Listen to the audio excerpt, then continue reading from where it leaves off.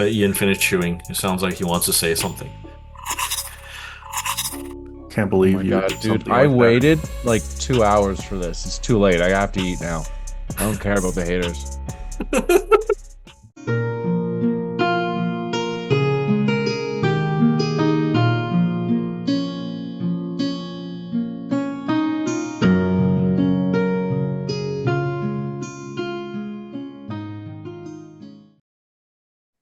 Welcome everyone to Into the West. It's Charles and Ian and Richard, and today we're going to be doing a tier list of all the monster profiles.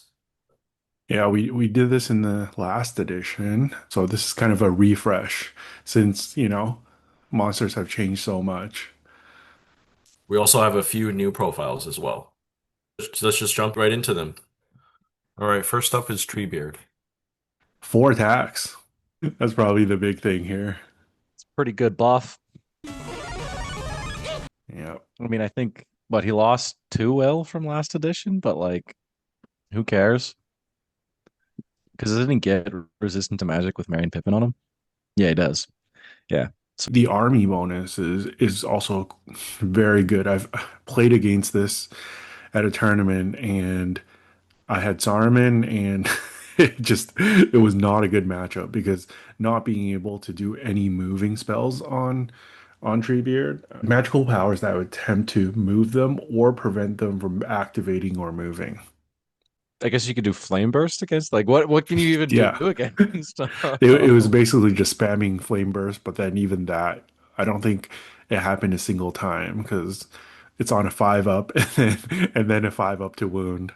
So and I mean Treebeard has is always resisting as well, right? So monsters that are very resistant to casting is quite rare because that's usually their weakness. So yeah, Treebeard is actually a very, very well-rounded profile.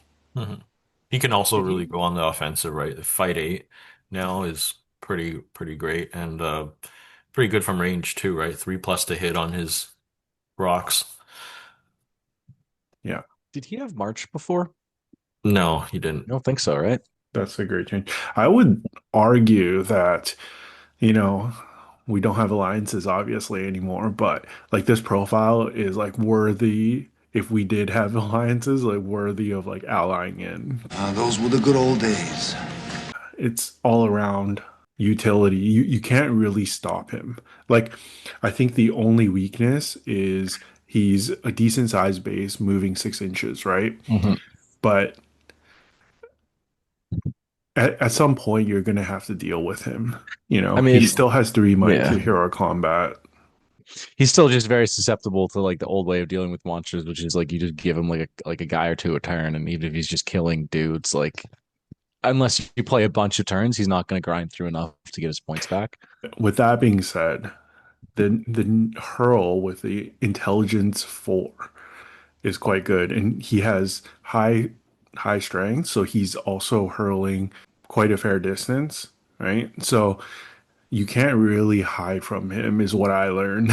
Whether it's any of your heroes or any warriors holding objectives or anything like that, you can't really escape. Yeah, sure, you can plug him up with like a model, but if he's throwing a model into your leader every turn, that's still some value being generated, right? Mary and Pippin also are pretty good for utility, right? For grabbing objectives. And when they're on Treebeard with Treebeard's Dom 5, does that make him Dom 7? Yeah, that's pretty good if he's sitting on an objective and you can't get rid of him. Yeah, because there's no way to target them now, any like at all, right? Unless they dismount. Yeah, or if short Treebeard is somehow prone. Hmm. Hmm. So, what do you think? Easy legend? Mm, The army might not be legend, but I think this hero might be. It's probably pretty close. He's yeah. definitely at least Valier. I don't know. I've played a decent chunk of Beorn, who Hmm. is a very similar profile to this, but he has monstrous charge. Hmm. And it's still not like a game breaking model for me. So like yeah, Treebeard's really good, but I don't know if he's like legend like ridiculousness. Well, I mean, we'll get to Bjorn, but I do think he has some advantages over Bjorn, right? Like the throw stones are actually quite scary too. It's 3+ to hit, and then on most things 3+ to wound, right? So you're averaging like I wouldn't say a kill a turn, but more than one every 2 turns. Maybe let's put him in Valor for now, and then we can reevaluate later. Beechbone. He has strength and challenge. He has 3 might, and he can reroll to wound against Orc, Urkai Goblin, or Isengard keywords. Yeah. He's also fight 8 now. I don't think he was fight 8 Yeah, before, was he? he lost strike. Base fight 8 is pretty good. Yeah, it is. This hero end is more about the raw stats, right? The 3 might, the Mhm. fight 8. I don't really consider the rerolls to wound against like the certain keywords anything special, right? Because even if you're playing against those keywords, like most of the time you don't need the reroll because you're strength 8 anyway. And I think it cancels out with the negative of must charge those Yeah. keywords. Yeah. But I think if you were running Fangorn, you probably want to take him. Ent is 100, so he's like 1.5 ents. In the 3 might, you just need the might, right, in that army. Yeah, yeah, he's not a bad take. Most of the time you do take the hero ends. Even if you don't use it for moves and stuff, it just makes him so much more reliable at winning fights, right? Because you don't have like a really have a banner effect or anything on the Well, list. well, you don't need really to call moves with him because we'll get to the next profile after, but if you take that hero in, then you're usually fine in that category. Mhm. Yeah, I think he's pretty good. Not as good value as Treebeard, obviously, for 40 points more, or 50 with Miriam Pippin. You're losing an attack, 3 will, 3 fate, Yeah, Dom 2, and the having to like charge, right? and less heroics. And those heroics, yeah. Yeah, Worse ones. yeah, and shoot So 4 instead of 3. Yeah, I think he's not as good value, but you can only take Treebeard once, so yeah. And one less intelligence too, which is big for a monster. I would say solidly in fortitude probably. yeah. If he's in your army and your opponent's army already is using one of their tools to deal with Treebeard, some armies might not have a secondary tool to deal with him, right? So it's a good combo. Okay, now we have who used to be called Quick Beam is now Birchseed. So he used to be the one that's move 8, but now I think they're all move 6, and they just gave Treebeard March. So he's also move 6. Yeah. And he kind of just has like a generic end stat. So, yeah. Yeah. And Three he has 1 attacks. might, 2 will, 3 fate. Yeah. The reason why you take this end is the naturally unhasty rule.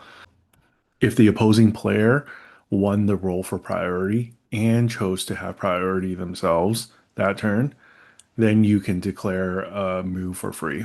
Pretty good. Yeah. So that's basically once the lines clash, if you lose priority, that's what's going to happen, right? Most players will choose it for themselves, once you get into the combats and everything. So it's almost a free heroic every time. So yeah, I would say Birchseed is better than Beechbone in my opinion because Mhm. yes, a little less raw stats and only 1 might, but I think like the potential of just always calling the heroic move is that puts a lot of pressure on enemy might too, right? Because if they're if they're burning might for heroic moves to counter your freebies, they're going to be in trouble in combat because you need might to fight, big monsters like Ents, even the regular Ents. A lot of the heroes need to strike up, right, to take one down.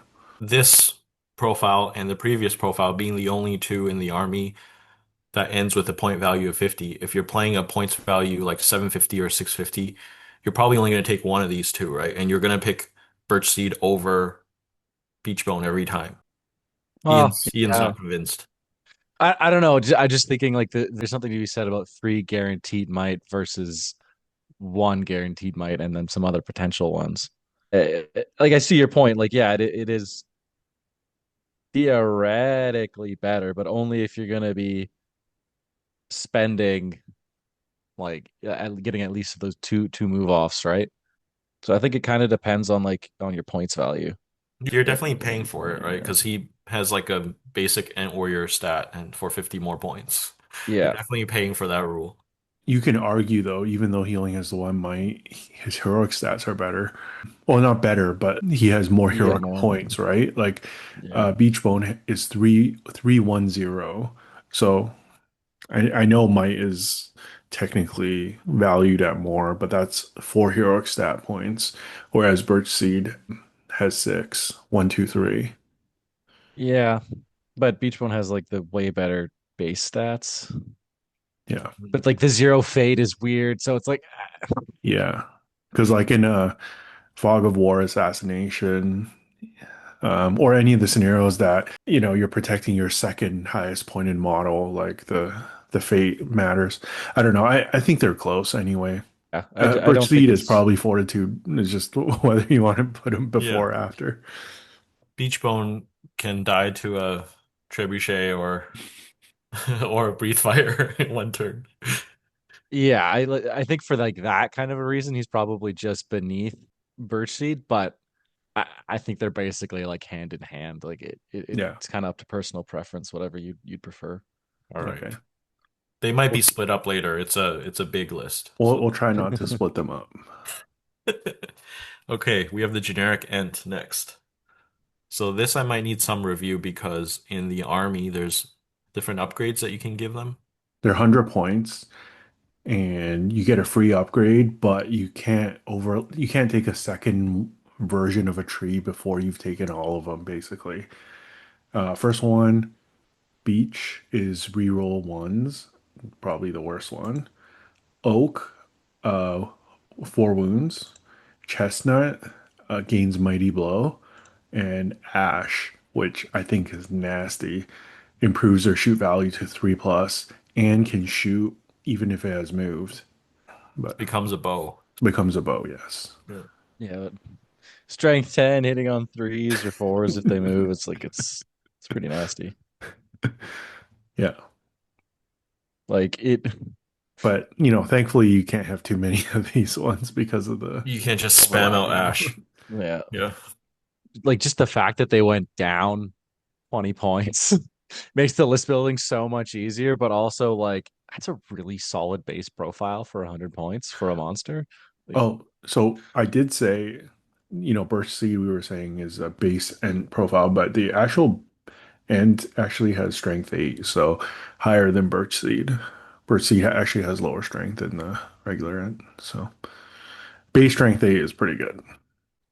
it Yeah. does make a difference. There's enough dwarves and like high defense stuff running around that actually getting up to that extra strength can make a big difference. And also like with the hurls, like you were saying earlier, for like a generic monster, this one's like pretty up there. It's just really solid.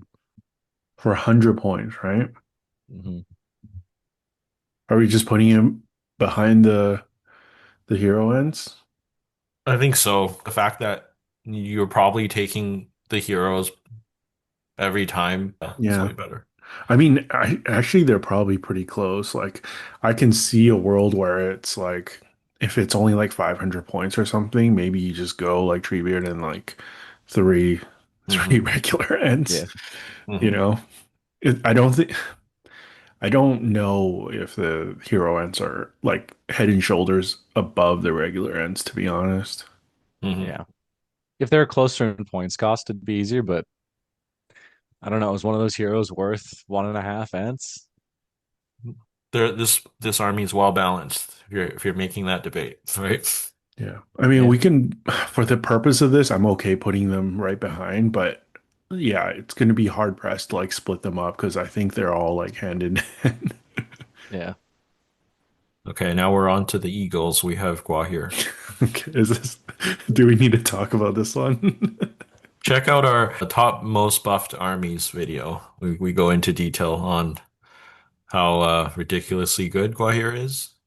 I mean, like we've said it before, but the fact that you could probably bump his points cost to 200 and people would still take him, like a 50-point increase, that's insane.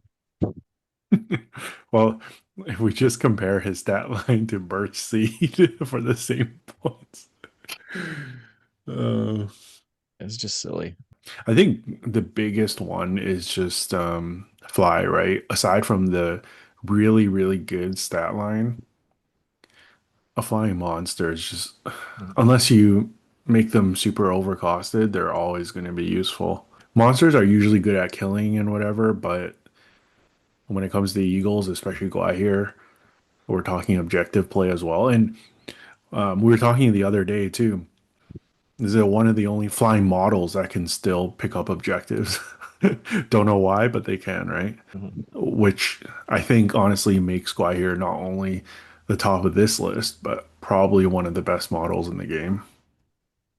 Yeah. Yeah. And just the lists that he's in too, Yeah, like kind there's of rounds it out. actual well-rounded armies and not just like Treebeard and Fangorn, right? Yeah. Which is not to say that the regular Eagles isn't crazy, but it's just the options you have to run them are big too, and the things you can kind of combo them with make a big difference. Half the people that were kind of weren't convinced that he was good last edition was because of his base 2 attacks. Now he doesn't have that problem. He is base 3. Those people were already wrong. Don't know who was saying that. Check out our guests in our last monsters video. Okay, next we have the generic Great Eagle. Good, but I don't know about great. I mean, it's still the same argument with non-hero monsters, right? They are somewhat limited. Mhm. They don't have if you we just talked about ants. They don't have the as great of like defensive like resistance and stuff against magic, but they also have the fly, right? They're more Yeah. mobile. I would say that Yeah. they're good, but you rarely see them in those well-rounded armies. After people take Gwaihir, that's it, right? They're not good enough for you to take one of them when you already have Gwaihir most of the time. Like as a Battle of Five Armies player and someone who has played Men of the West, like I have not taken a Great Eagle. I mean, I've tried it in practice games, but yeah, not It's just hard. seriously. Yeah. It's hard fiddling in. It's not like Evil where you have access to a bunch of like cheap troops that are still like solid in those lists. You Yeah, don't. You have like pretty heavy taxes yeah. anyway. So it's kind of it's hard to make it work. I think I would probably still put it at the top of the current fortitude above the pile of regular ends and hero ends. Yeah. Mhm. I guess what you're saying is the reason you don't take them isn't because they're bad, but they're just better choices, right? Or their heroes are already so expensive and Yeah. Yeah. you don't want to And spend if another 100. And you also have you're already taking Gwaihir first in yeah. those lists.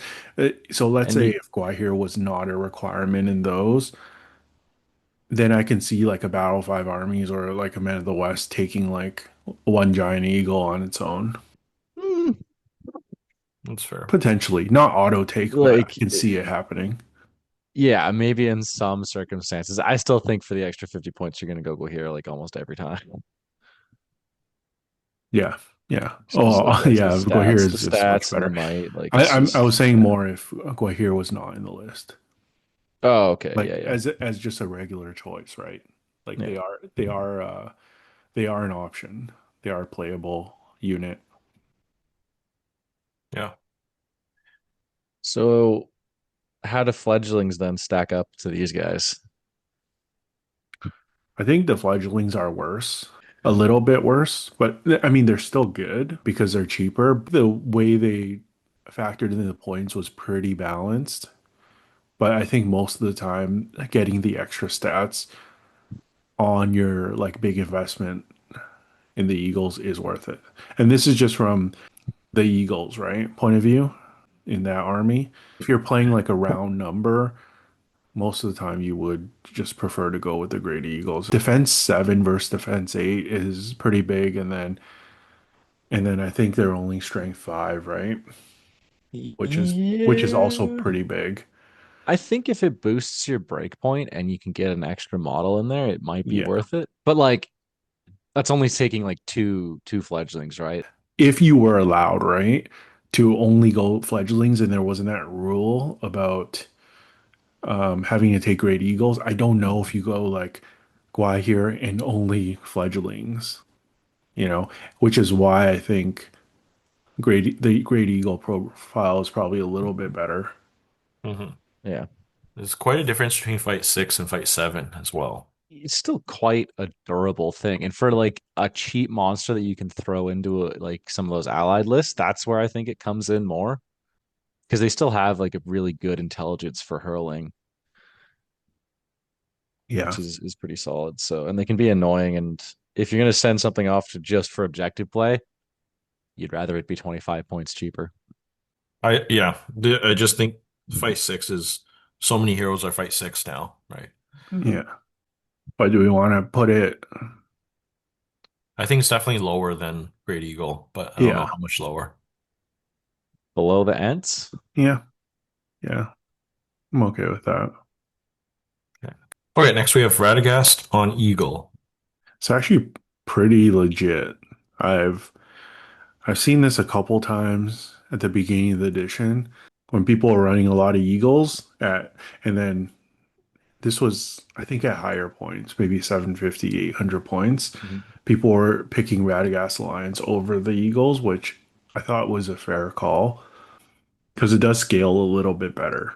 I mean, he doesn't have the staff, but the profile's still good, and you have a caster built into an Eagle profile, Yeah. and you still have the 3 might attached to a Great Eagle. It's honestly pretty solid.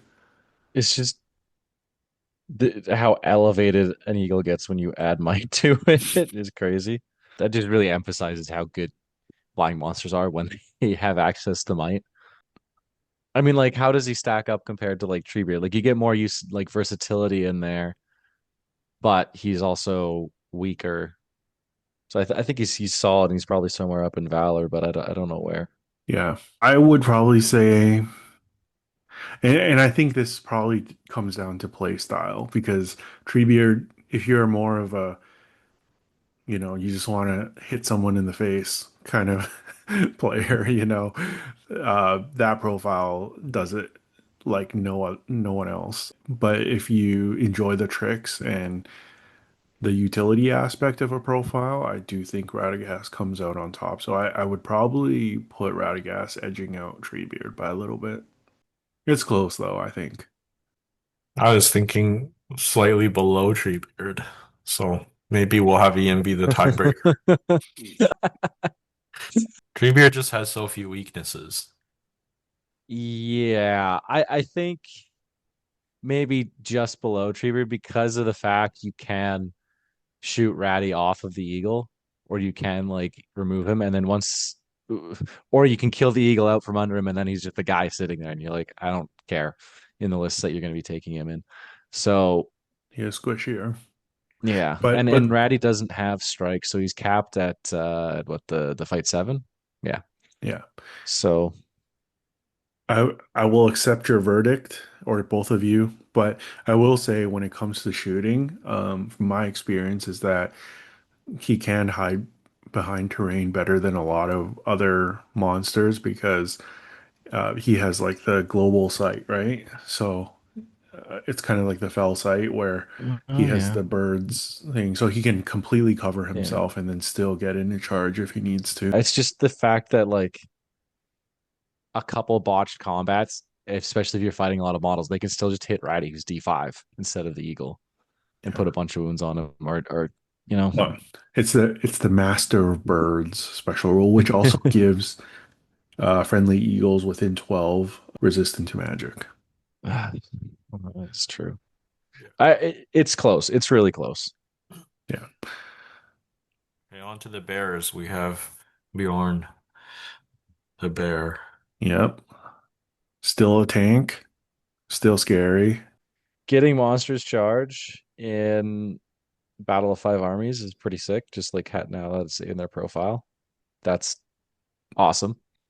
I mean, barring like Smaug, he's like one of the best monster hero killer kind of things in the game, just because he can knock pretty much everything over and gets those 8 attacks into him, which is pretty grim at strength 8. But the having to charge thing really sucks. And comboed with not listening to heroic moves from your allies really sucks. He can do some really gross things, but he can also just get stuck. And, when he's only got 3 dice, he can just lose fights. Yeah. Yeah. Yeah, it's just the strengths are really strong, right? And the weaknesses are definitely there. Mhm. Yeah. The move 8 does help compared to a lot of the foot slogging monsters we'll talk about, right? Yeah. And the just like the raw stats, the move 8, and along with everything The else. wound saves. And like the wound saves if you're in the Beornings list. It's really solid. It's hard because in a lot of these other monsters, the fact that they have dominant now is really good, but it's not as good on him because he's so easy to lure away from objectives. What is actually interesting is, and a nice buff to both the bears in general, is just how they transform. It's a lot more clear now, and you don't need to roll a die. You choose. And the man profile is fight 6, which is a nice buff if you get caught out in Maelstrom, because they used to be fight 5 and then stuck there, and it could be pretty sketchy. But Or pretty much all the monsters we've talked about so far have some sort of resistance to magic. So it doesn't seem special, but it is quite rare when we go further down the list. But Bjorn does have resistance to magic, right? So that is pretty good still. I probably think it's in the Valor tier, right? Like he's yeah, still very good. I think he's probably above Treebeard for me, just because of if you can get it The off monster's the charge. raw, damn it's gross. It's gross. To win, you have the same amount of dice, though, if you're comparing. But the fact is, against most things, he only needs to win one fight. Hmm. Like against a D7 3 fate hero, he can win one fight and just pop it. Yeah. Treebeard Yeah. can't do that. Yeah. He's got like that gully hitting strength of Yeah, yeah, instant killing. Yeah. I guess you're sacrificing the consistency of like for Treebeard, it's like you're always gonna get 4 attacks, but then you're not gonna kill as hard. And then yeah, versus Bjorn's like, the turns where you get a charge, you're gonna do a lot more damage, but then when you're charged, you're slightly worse. yeah. But Mhm. when you can combo that with how silly Barge is now too, so like you're not totally out of options for charging in a turn, and you can Yeah. force him to get into targets easier, even That if you that can is counter fair. charge. Like on So the turns where you are charged, if they charge you with one guy, right, you're likely winning the fight. You barge like two, three guys. Even if you can't get into their heroes, you're killing two more, right? yeah. I think I still like Treebeard slightly more, but I think I'm probably going to be outvoted here. Just one more thing on the barging. It's like a bolging technique, but because he's fight 8, it's a big difference because he can still pick on so many heroes in that way, or be super annoying with threatening the heroic combats. Whereas when we get into Grimbeorn, he can't do that as much, right? Because he's only fight 7. Mhm. Yeah. Going into Grimbeorn, I guess like the only advantage here is he doesn't like have to charge, right? But it's probably not worth the trade-off for the raw stats that he's giving up. Ian's like, you forgot the great bow. Grimbeorn has the Ooh, great bow. ooh. No, it's it's neat if you can't transform for whatever reason, but like it doesn't matter. You're gonna transform as soon as you can. Because like there really is no reason for him not to, because he doesn't have to charge. I mean, in the list that you can take, you can only take him in the one list. So like as soon as you get to 400 points, you're gonna take him and Beorn. Yeah. Unless there's a model minimum, then you wait till you get to a higher points, right? But you're gonna rock out with the 2 bears. Not having to charge is probably worth dropping from fight 8 to fight 7. I think that's the only big difference between their profiles, right? Is there intelligence difference? Same intelligence. Yeah. Everything else is the Yeah. same. So you get a bit more control, but he's a little bit weaker, which is fine. It does suck that there are a lot more fight 7 things out there now. That is to It's big. his detriment. So he can actually be countered. He can be in danger a lot easier, but he still also has the same thing that Beorn can do, right? If he gets one nasty charge off on something, he can eat it in one turn. It's pretty gross. Looking at the profile right now, I don't think this even matters because this is the only list he's in, but Grimbeorn has the passive where it says only Bjorning models can benefit from Grimbeorn's heroic actions or stand Yeah. fast. Doesn't matter anymore. But technically a handicap in, potentially in the future if he's in some real army, It's which true. It's true. I think they just added that in there for consistency between the two profiles. I think. Because I don't think he used to have that. Or no, he did, but he still listens to other people's heroics, whereas Beorn doesn't. Mhm. yeah. But yeah, Crushing strength is a meme on both profiles, right? You don't really use it unless you unless didn't charge. yeah, it's like corner case stuff, right? Yeah. Unless you didn't charge and you're not confident you can just barge and win a fight again, you then maybe you throw it, but Or you're going for the Hail Mary, it's the last turn against like the Balrog or something, and you're going for like the kill to like that's the only way you win the game or yeah, something. I don't know. Yeah, some weird corner case. yeah. Because like even if you get into a situation where it's like better because it's the strength 10 hit, you're probably just gonna rend your target anyway and take like the more likely guaranteed 3 dice to wound on threes, right? Yeah. I will say that Grimbeorn being more consistent with not being forced to charge potentially more important now that the banner effects are now 3 inches. He's a more consistent banner effect, whereas Bjorn might just run away and not buff your army. Yeah. I still Yes. think Bjorn is better than Grimbjorn. I Yeah. mean, Yeah. I might even feel like Grimbjorn drops below Treebeard here. Yeah. Because of the fight value? Yeah. Yeah. It just with the changes to strike now, fight 8 is just such a pain to deal with. Yeah. There's definitely like a threshold. Fight 7 and Fight 8 is a pretty big gap. The guaranteed to tie for a fight 6 character versus not is a big difference. Yeah. Okay, we're on our last good monster, and that's Bofur on Troll Brute. Yeah. This is kind of a meme. I mean, it's I was so excited when I first saw this. It's very exciting, but unfortunately, I mean, we'll get to the evil version. It's just not as good. I mean, it's technically better, but it's way more expensive. So that in that way, it's not as good because with Bofur, it's 165. It's definitely playable. I have played him in Battle 5 armies and he can do work, but yeah, it's just such an expensive model and you have to run over a significant amount of guys to make back your money. But if you want to delay the game indefinitely because of all the questions that Bofur prompts, perfect model for it. Here, take this. Stall him. Yeah. And that's not promoting good. I haven't had to deal with any Bofurs yet, really.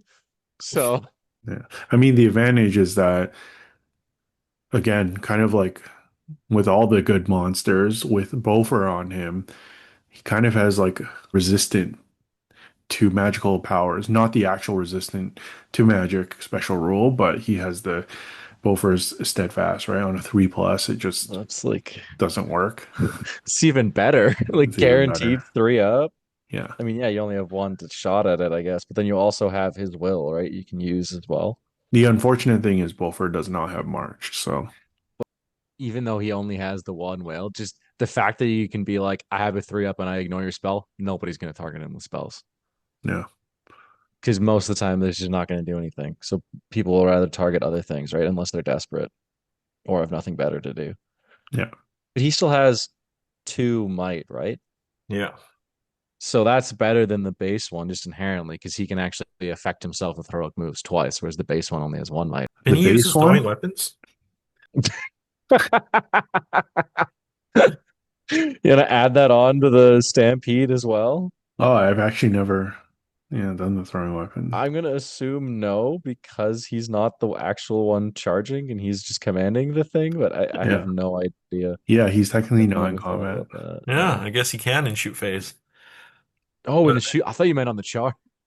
so, Richard, I know you've played this for a tournament before. Like, do you think he'd be more viable in a different army? Is it just because there's so many choices in Battle 5 armies are more efficient? That might be it, because I do think it's playable.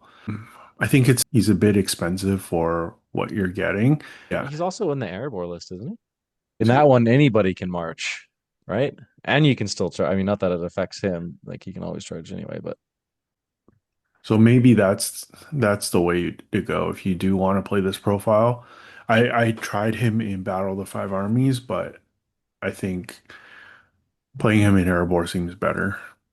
But I still don't think it's probably that good. I think regardless with like compared to the regular Troll Brute, which we'll get to later, 65 points for Bofur special rules and what he brings is probably not worth it. Like you get a few extra stuff, right? But I just don't know if those things are worth 65 points. Yeah.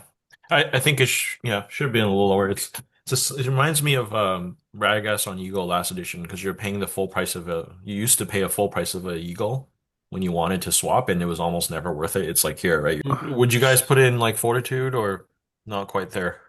Yeah, I think it's yeah. fortitude. It's definitely still can work, but probably on the lower end. I would say probably the bottom. Okay, on to the evil monsters. We have Sauron. Should we just do the other brute now? We can. Just while we're talking, like Okay, Ian wants to talk about the other brute, so we're gonna skip Yes. ahead and talk about the other brute yeah, before we talk about Sauron. I could just cut in line. good transition. I don't know, Richard. You played this also a lot more than the rest of us. I think it's still gross. It's just maybe the rest of the list around it kind of works better than the list that Bofur's in, and it helps that he's cheaper. Yeah. I think all that better list to be in, and I think just way more efficient because 120 versus 165, 45 point difference compared to Bofur, you're not getting like the 3+ whatever Bofur rule. The Orc Captain is slightly weaker, and Orc Captain's at on 1 might, right? But Gundabad, you basically can get free marches every other turn as well. So, especially in the early turns of the game, when you're marching up, even though the Erebor Bofur Troll Brute can march, like you're probably not burning that like first turn when it's a 12-inch deployment, right? Or you're not burning it like multiple turns in a row. You're probably going to save it for like the turn that you're going to try to trample into enemy lines. For the Gundabad one, you could definitely spam it, right? So you can move up really quickly. And then also, right before the lines are about to hit, you get that extra movement to trample a little farther. So yeah, I think it's just better value all around. I actually think this is a competitive profile because I've seen it spam before, and you don't think it would work. It looks like a complete meme, like I don't know, taking 4 or 5 of them at 800 points. Yeah, it's an actual army. I've seen it. I've seen it destroy actual armies with this. So I think it's got to be at least Valor. Well, you could lose one move off and then just go from having a full army to broken. Yeah. And because it's like, I'm going to do quotations here, like cheap, right? 120 points. If you're coming up against an elite force, like which I have done before, elves or dwarves, each model is about 10 points a pop. It's not hard crushing 10 models in a turn. With 2 dice on a 3+, it's very, very consistent. The Fearless is also pretty good for an army that struggles with courage overall, right? Yeah, absolutely. And a lot of big heroes or whatever have terror that you don't have to worry about. You're just going in. I Mhm. mean, they're war beasts anyway, right? So you can still go for the trample, but yeah, like fearless for the you're not going to run away. In the late game, yeah. It's big. Does it go in the bottom? Alrighty, Yeah. Grimbeorn. I don't know, Ian. Which one scares you more? Ringbeorn's pretty good. Uh, Probably Grimbeorn, right? I think Still, Grimbeorn. okay. I Yeah, think I'm okay with Grimbeorn. that there. Because if you play it well against the brute and you have might nearby, you're only gonna risk getting trampled once, and that's on a 50-50 roll off. If you have the right tools and you play it properly. So But if you're playing 2 or 3, which is very possible at 800 yeah, points. then it gets a little bit more funky. They can run into trouble if they're not trampling and they're just forced to fight one-on-one against a hero, right? Fight five is good, And but yeah. they also do not like other big monsters coming at them. Yeah. And they could be potentially shot down, right? When I played Ian in that game, Yeah, tournament game, yeah, he shot my troll brood off the table with his halls of Thranduil, so it's yeah. possible. It is only D6, right? In large target, so Yeah. Okay, Sauron. I've heard from, our friends across the pond, the Golems gamers, that one of their own took a GBHL 100 with Sauron and a couple trolls, right? That's it means that Sauron's top of the food chain, or is that what it means? we're so back, baby. Sauron's there's been some small changes, but he's the same as before, as in like a lot of points in one model. You have to know how to get his points worth in the amount of turns that you have in the game. That hasn't changed, right? The just he's not an easy model to use. Yeah, but maybe that's the strength of that build if you're just playing him and a couple troll chiefs, right? Not a lot of models, you're gonna get a lot of turns, and then over a lot of turns, you get value out of him just being really big and strong.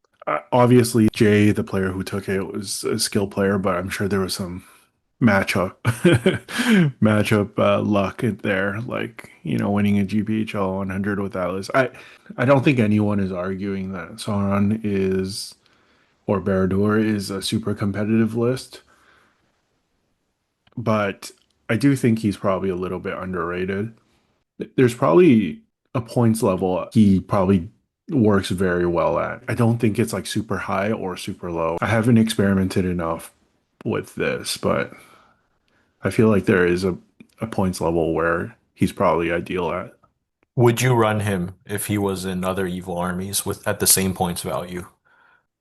I think Depends what with other the heroes army are available. bonus and the ring, I think he's definitely viable. A viable pick. He's It- Dom 10, right? yeah. Which is like that's Yeah. it's pretty solid. And like him and the Balrog having the not like being broken given the regular conditions, I think that's always like a cheat code. I know that's not really built into his profile, but like given the army bonus, which is directly attributed to him, right? He's probably fortitude somewhere, but I think maybe on the higher end.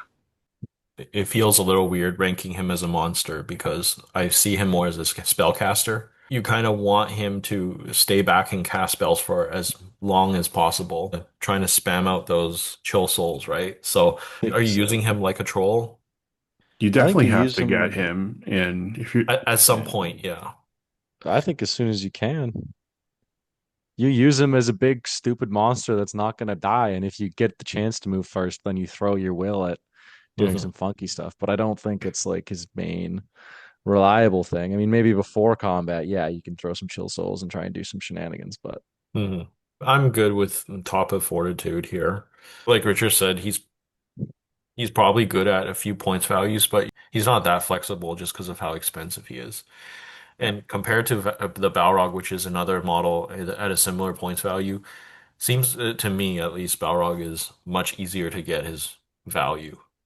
Much easier to make the Balrog worth it. It also just comes down to your army bonuses, like to a degree as well. The other ones you get with the Balrog just make that list higher, and like the free hero combats are big.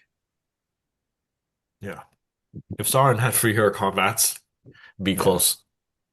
Okay, we have the Troll Chieftain next. Solid, I think. Nothing crazy, but not too much to say here. I mean, if you take him in the Blackgate army, you could get like the super version with slightly better heroic stats. So I guess that's his upper end. I don't know if we should Wow. rank The him f- based on that. but the fearless in that is really good. Yeah. That's what I think takes it like up a big notch. Guess And you're that's not probably where you're going to see him most of the time, right? Like, yeah, I don't think I've seen him anywhere else to be yeah. honest. Dom 4 does have throw stones as well.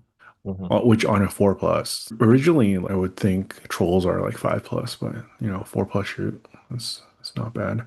Pretty solid all around. But I mean, 150 points, right? Like, so definitely outclassed by Gwaihir. Better than maybe the end heroes at the same cost. He looks good for his points, and you kind of compare to where normal Mordor trolls are at now, and you're like, oh wow, he's really expensive.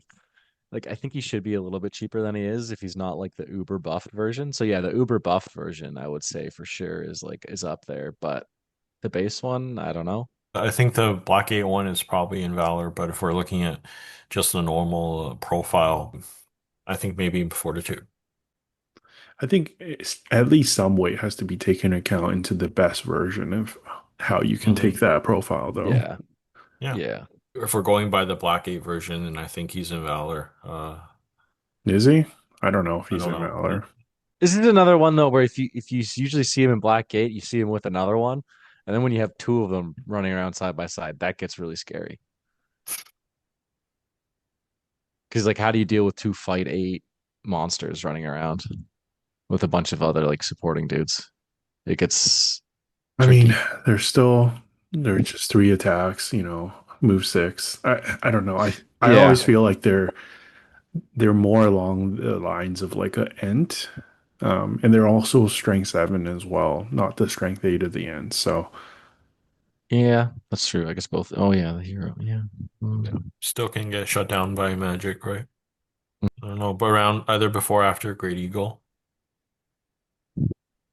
yeah, we can put them before because it has might, especially if we're going by the 3 might in front of the Great Eagle. Shelob still doesn't get his second attack base. Only But in she can still get up to three though, right? With the other, with the if you eat an yeah. orc.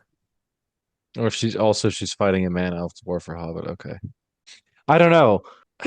If you get the right conditions, it's kind of like the same thing as one of the bears, right? She's got 6 attacks on the knockdown, re-rolling all fails. Like she can just one shot something, which is pretty gross. But it's getting those conditions is difficult. And I'm not sure with survival instinct and being courage 6 up is where it's at when there's so many other fight 7 things running around now that can actually go into her and threaten her.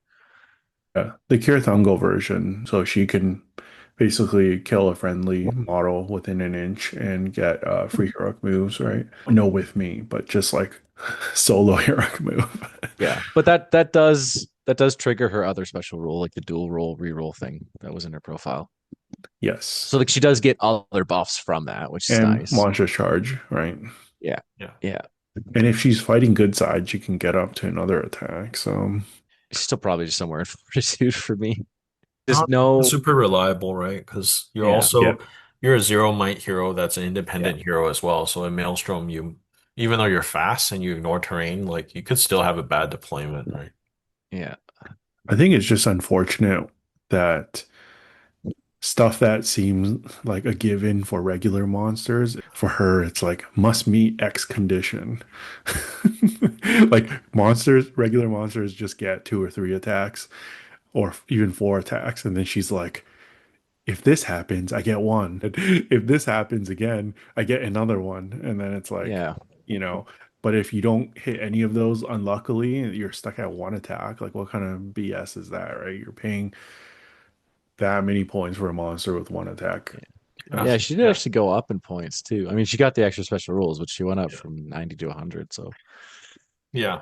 Yeah. We always say how much better hero monsters are. Well, she is a hero, but no might, so kind of doesn't feel like she's a hero.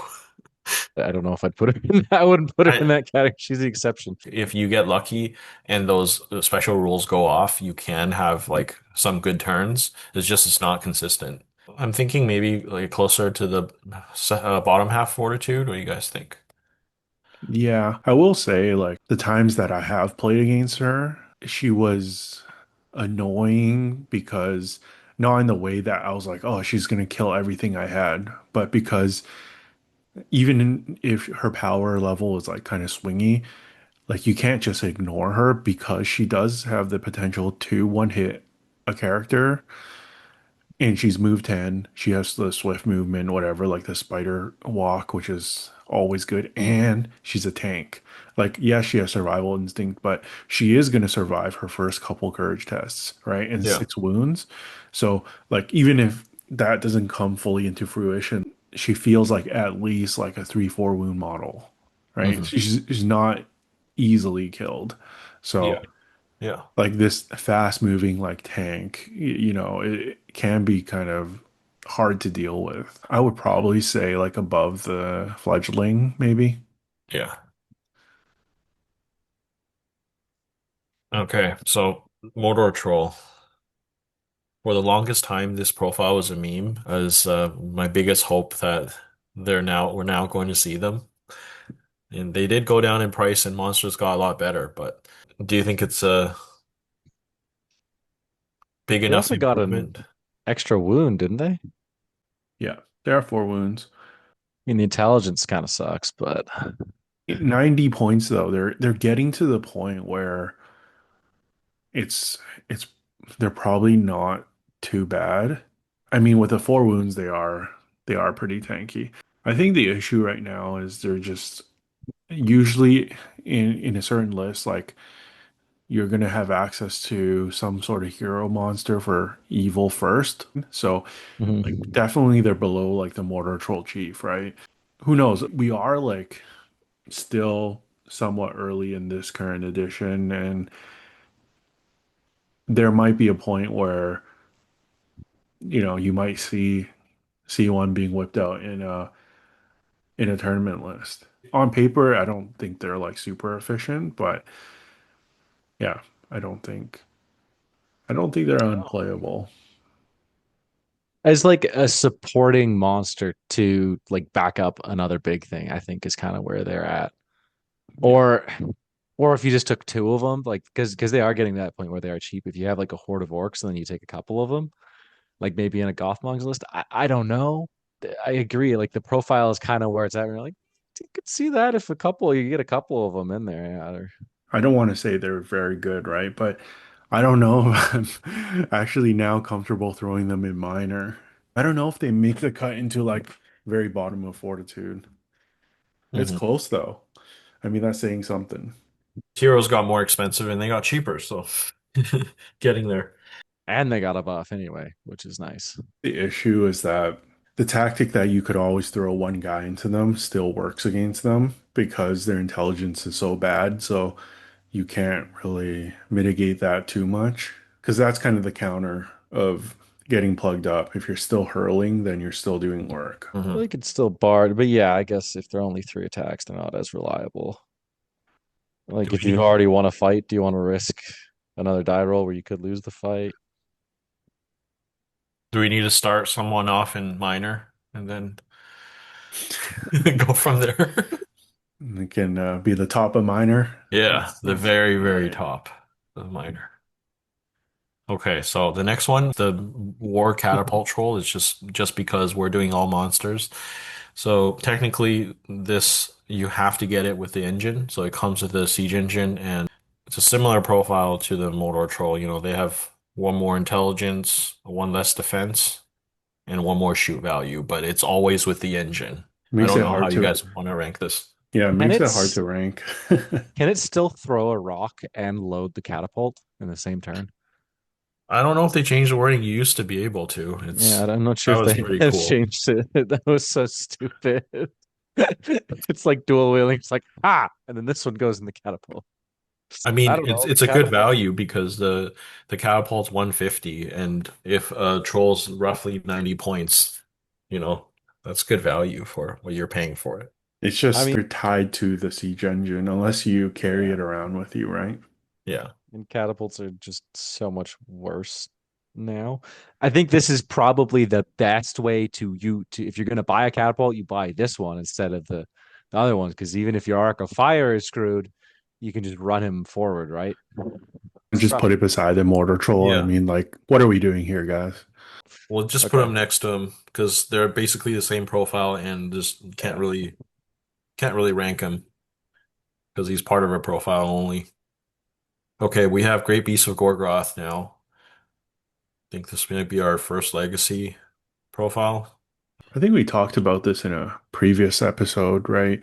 This one's interesting because in some ways they got buffed, right? Is this three strength six hits now? That's great. And then the archer, they're built into the model. I think that's a clean change, but at the same time, what I found is a big hit is the numbers. You're taking a hit because now it doesn't have the advantage that it had before, where even though you're paying a lot for a monster, you're boosting your model count by like 13 or however many bows on the back, right? And the Orc Captain. But now it's like two models, the Orc Yeah. Captain and the War Beast. You put yourself in a similar situation as getting an expensive troll. If we're comparing him to a similar, like a model with a similar role, like the Troll Brute, how do they compare? Does You're getting more utility, I guess, right, with the Bowman. Yes. But are they more expensive? 175 now. 175. Yeah, that's more than the Bofur version. Yeah. And honestly, like three dice is nice. Obviously depends on the defense that you're trying to run over, but it's not always the case that three dice strength six is better than two dice strength 10 Yeah, if for you're the Yeah. hitting trample hits. D7, it's Hmm. not great. Yeah. It's And probably 50 points over for essentially the bowman and yeah. maybe moving a bit faster. I And don't, they all die now. If you yeah, kill the beast, everything dies, yeah. I which is I don't think they're as good as the troll brute. I don't even know if it's as good as Bofur Troll Brute, to be honest. Yeah. You're getting Well, one there's more probably dice in more your. well, more utility than the Bofur Troll Brute. Mhm. And they're similar cost, right? the general buffs to war beasts, I think, are pretty good though. So like I think it still ends up Okay, in yeah. fortitude. I just don't know Yeah. where. Yeah. Like above Shelob or something, if we want to go a little higher. Sounds good. We have the Witch King on Fellbeast. Still solid. I quite like it. I mean, base fight 6 on the Witch King now is great. He has a And really cool facts. rule in Raised on Wings. Ooh. I just like the fact that he can enchant blades himself, and that's pretty scary when he's mounted on a fell beast. It's expensive, but it's really good for these 200 points, right? I think that's how you have to most of the time. That's how you take him, unless you buy extra I think stuff. I think there's a few different specs of it. The three attack version, three attack base is 200 at least, right? Yes. Yeah. So that's the one you're going to go for if you're going to put him on the beast. Yeah. I've seen it being run in Minas Morgul to decent effect. I think very viable. I mean, you're still able to either transfix or compel while being on the Fellbeast. And like you said, Ian, like with the fight six now, anything with lower fight is going to be in constant danger. And yeah, flying monster again, like everything we said for Gwaihir, makes him tricky to deal with. I think probably easy Valor here. But where? Hmm. I think he's around where Ratty is. I just don't know which side. Below the brute?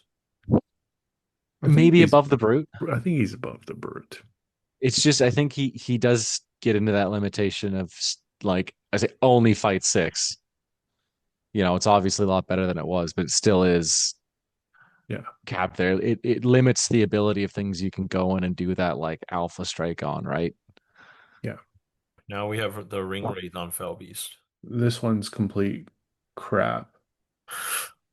I mean, I think there's a couple versions where you can get them with. I mean, the one with one fate, independent. Bye bye, get out of here. But there And is one the might. other. What a joke. Just like so, anecdotally, Yeah. the first time I played a list, it had 3 wraiths, the Witch King, and then 2 of those one fate wraiths. I had Legolas. Over the course of 2 turns, both of them rolled a 1 on their fate. Boop gone. Boop gone. One fate is not good. Okay, yeah, yeah. Okay, so yeah, the B version is that's the complete independent one was one might, 10 will, one fate. So it's Yeah, only 10 will too. It's like no, complete no. The Ringwraith say 170 points is 214 2, but still fight 5, it's 2 attacks. Like yeah, it's still not great. it's just so many points. Uh, Even in a list where you're not comparing with the Witch King, like Blackgate, you can You take can't them. really take You it. can't No. take Witch King. You still don't really take it, right? no, because you'd rather invest the points in something that's more reliable in combat, or just have them one of them on foot. Or you can't even take them on You foot in can't take them Blackgate, on can you? foot. Yeah. Yeah, you just don't take them. You just don't. You take Troll Chiefs or the Mouth, and then you go on to something else. Yeah. I mean, maybe Probably the minor. one pops in the minor, but like the one might one fate one is Yeah. independent. The good version is in minor. The Yeah. better version. The 214 one. Ah, I mean it's still leave them down into independent. Something's got to be down sure. It's a hundred there. it's So 170 points too, right? yeah, yeah. If you had some of the named wraiths, then it'd be more interesting. I think some of them would probably pop up to a better value, but Mhm. It's like 2 Mordor Trolls or a Ringwraith C on Fellbeast. Yeah, yeah, I you're think two gonna Mordor Trolls. yeah. I guess Or so, yeah. you just take a Ringwraith on foot and a Mordor Troll. That's just better. It's just Yeah, better. if that's an option. Yeah. All right. Smog.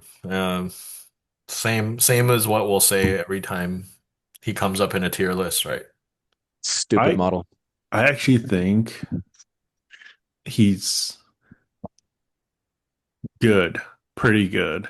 But Yeah. the dominant allows you to win actually some of the scenarios that you didn't want to play before. I think it now is just like, people banning it or whatever, right? But Just pisses me off that they gave him dominant 20, which would win every objective anyway. And then they're like, no, he also steals them all. Stupid. It's stupid. yeah, I think he actually is ridiculous. Like I don't I, at fight 9 now too, right? yeah. Like Thankfully, you know, he's not like affordable in many points levels, and when they are, oftentimes he's banned. So, I mean, yeah.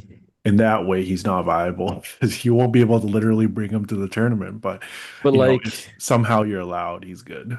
would you even still like some people did that last edition at like a 750 or like an 800 if they were able to they would just take him and play points down and he's still super viable then like and it's even worse now because you can win and contest all these other scenarios, right?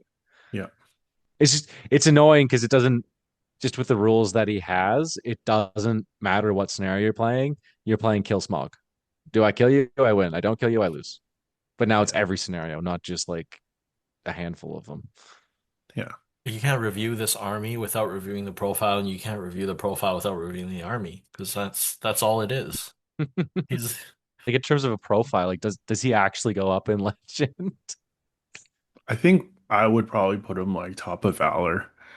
I mean, like not legend because of all those like restrictions. And if you're playing like let's say 800, you're playing 100 points down, which you potentially can get killed, right? Like you don't have Yeah. anything else. But yes, as a raw profile, like I think it's pretty damn good. It's raw just because profile and he what you got get for 700 points. Yeah. did his barge get better? What the barge and still deal damage? Yeah. Yeah, he still has that.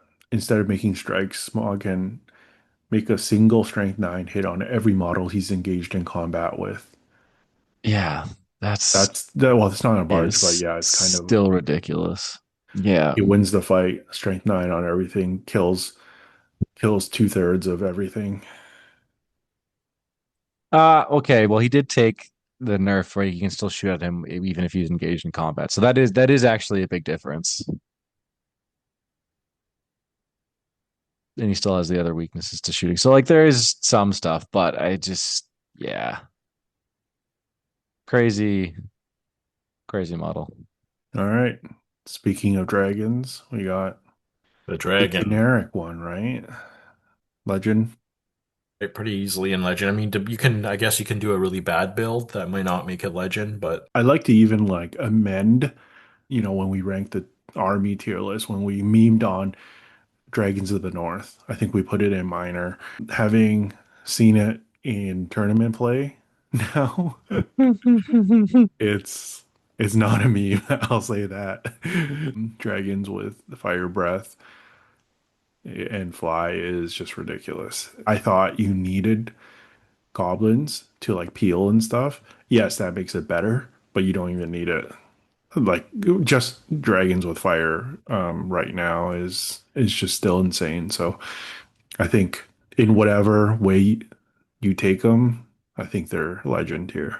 It's just a little silly. does I it go think up with below, probably below Gwaihir because their weaknesses in like certain like shooting and they can be magicked a little bit, but pretty dang competitive. Especially if you have goblins body blocking them, makes it makes them even crazier. and you can take more than one, unlike Gwaihir. I will say, two dragons is definitely better than Gwaihir. Well, yes, but it's also four times the points cost. All right, we have the only monster in Isengard, the Oh yeah, Isengard Troll. this is still a unit. This exists. Is it the same as the Mordor Troll? No, it's He's pretty D8. different. Actually, I don't really It know. can shield. Okay, Ian. Oh, it's got the spear and the shield. Okay, okay. 100 points, fight 7, strength 7, D8 extra defense there, 3 attack, 4 wounds, and then same courage 6 plus, intelligence 8 plus. Dom 3 still. Yeah, everything else is pretty much the same. So it's got the shield for the extra defense and for 10 more points, which is definitely not worth it. The troll is already expensive, and most of the time you're not worried about the troll getting like taken off right away, Yeah. especially with the 4 wounds now, right? The mortar troll. So I think the Isengard troll is definitely worse here. Is he in all the Isengard lists, like White Hand and the No, he's the Not in other in one? White Hand, he's Assault. in Muster and Assault on Helm's Deep. The list he's in is just a bunch of Uruk-hai, which is wait, does that mean he is it Uruk-hai that get Hatred Man, or is it everything? I think it's just I think it's Uruk-hai. This is yeah, gonna make or Uruk-hai break model. Ian's ranking. I mean, Yeah, it's a give me nice hatred, man. thing. Oh, it's a legend now. No. I mean, that would be nice. I mean, fights like strength 7 plus 1 to him, that'd be pretty nice. I think it's just Uruk-hai that get it. So it's not a big deal. Yeah. But I want to yeah, say I it's just slightly worse, but I also think that it's probably you're less likely to take Isengard trolls than Mordor trolls in their army. yeah. Yeah, I put it at the bottom because it's just it's not in a list that wants to take trolls. Yeah. Unless you're at a weird points value where like all you could afford is like a captain and like a couple guys, maybe you'd consider it. You know, Or you probably still take the captain and like five dudes. yeah, yeah. So But yes, I get what you mean when the numbers yeah, kind of make it a decision. You really want that fight 7 spear support. It's the only way to get it. it's just yeah, it's just not in any lists that it makes sense to take it in. Yeah. I mean, what would be sick is taking like an assault list and then you only take these guys and make a shield wall out of trolls. It'd be cool. Dick, dude. Just It'd chill be at the bottom tables. cool. It'd be so cool. This is Sparta. The Balrog next. Yeah, I mean, definitely very good. But I think people conflate the Balrog being like the main thing and why Depths of Moria is very good. But personally, I think Depths of Moria is very good because of the goblins and the rerolls. Balrog is not bad at all, but I think it can be overrated at times. It's probably the biggest profile where someone who's new at the game and they're like, "Oh, you're the Balrog player," or "Oh, you're taking the Balrog. He's so busted," because if we're talking raw stats, this guy's the king of raw stats, right? And if you don't know how to deal with him, you're gonna get run over, especially with like the free hero combats and all that. But Mhm. I Yeah. definitely don't think he's like overtuned or anything.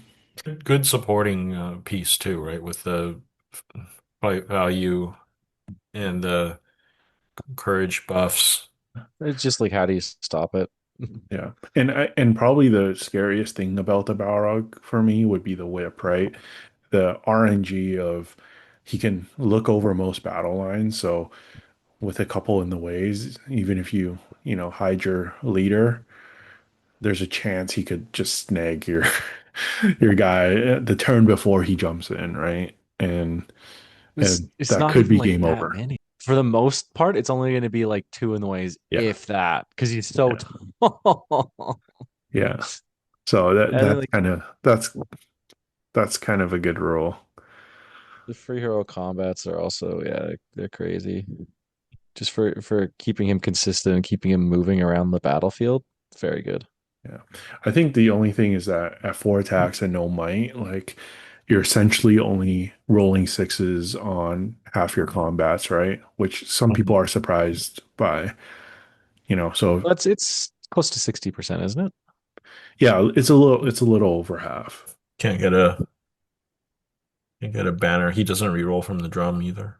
No, yeah, the only way to get anything is if you have a goblin in there too. So either rolling four dice or six or more with the And I regular. mean, he also has like, if we're going to talk about Sauron having the same thing, like you have to basically take down half of his wounds or kill him to break this army, right? So that's also a big advantage. So I mean, he's definitely better than Sauron. He's in a better army. He's probably somewhere like mid Valor, I would say. Oh, really? I would still You throw him in tempted Legend? to put him up in Legend. I was thinking right in front of Smaug. I'd put him in front of or at the bottom of Legend. He may not be the main thing. Like the goblins and the rerolls are like the really big thing in that list. But at some point in a game you're playing against him, you have to deal with him. Or he's just gonna like grind through and get to your important stuff with the whip, with the free hero combats. I definitely don't want him in Legend because I mean, I I voted for Depths of Moria to be in Legend, like the actual army he's in, so I agree with that, but I just don't think that this profile alone is in Legend compared to like the dragons. Hmm. Dragons are that list when you're taking Moria. He's not that guy. he's not that he's not him. I'm okay with like top of Valor, I think, above Smog if Sure. we have to. That Okay, next we have an old favorite. It's the Watcher in the Water. Not the same Watcher we knew. Yeah, no more combo wombos, but I think Still a playable profile, I think more as a troop muncher. You're still going to get value killing warriors. You're just not encouraged to play him because the list that he's in, like all the buffs are to the Balrog, right? Is he in the Moria list? No, I think he's No, just in the he just in depths. depths, right? So, Yeah.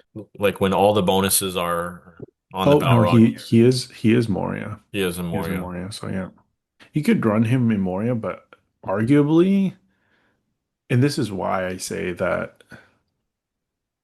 the goblins make the list because I've seen variants where you run the Watcher without the Balrog in Depths of Moria. You still go with the classic, like surround the Watcher with a horde of goblins, and at low points,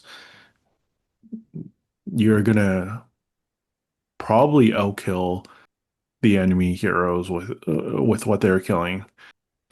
I probably say he's probably in the fortitude range now, Hmm. opposed to like Mm. last edition where he was like potentially in the legend Yeah, yeah. Yeah. It just or at least Valor. the big base, the huge base, A huge and the base, still yeah. crazy low move value sucks. Yeah. And you can't displace models when you Yeah. arrive. Yeah. And he shows up way less. If you're playing on boards that are dense in scatter terrain, good luck. You're gonna have like two places you can place him.